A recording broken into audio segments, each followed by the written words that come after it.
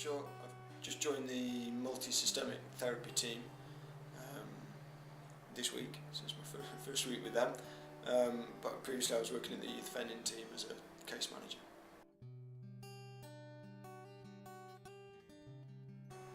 Well, I and a few of the case managers at the youth offending team were asked to be involved in the pilot.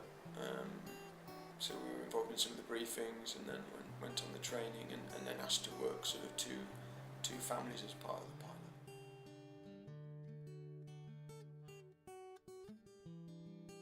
I was sceptical at first. I think as practitioners we are sceptical of these things.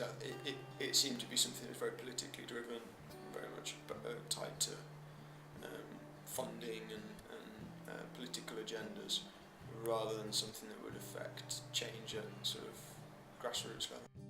It was a very different way of working, moving from the focus being on the individual and looking at their needs and their goals to a little bit wider of where this individual lives, their family, what are the whole needs of the family, and trying to address those collectively, trying to tie some of those things in together. It was empowering to the individuals and to the family as a whole, particularly for the families who've had a lot of intervention before, a lot of agency involvement, and have not been very engaged in that process. Have had a lot of things done to them, a lot of processes done to them through over the years.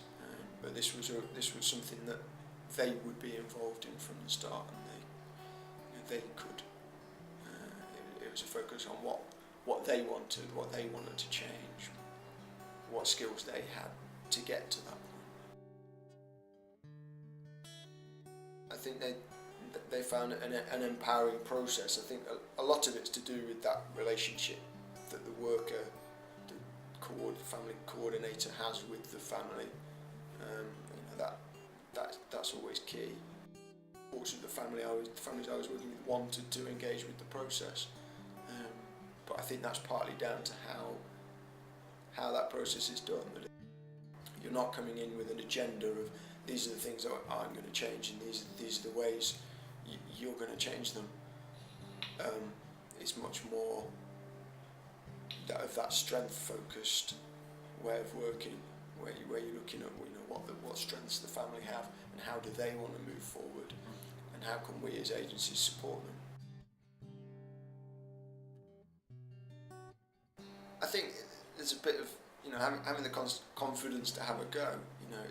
It's quite daunting if you're used to working with individuals, to going in and trying to work with the whole family.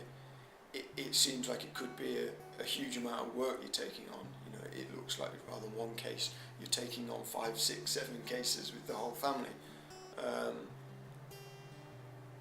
But it shouldn't be that. It's a coordination role, so it shouldn't be about you doing all the work for that family. A big chunk of it's about empowering them to do it.